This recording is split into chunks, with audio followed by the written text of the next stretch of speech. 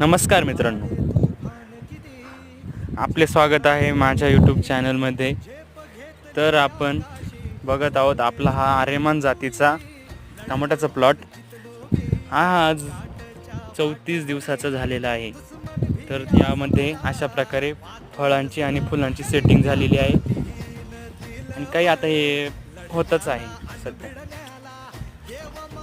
असा झाडांमधील अंतर हे साधारण 1.5 फूट आहे.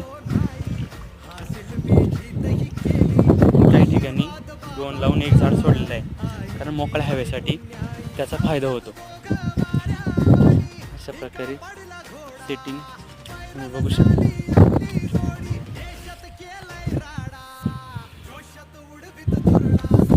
झाडाचा फुटवा पण तुम्ही बघू शकता.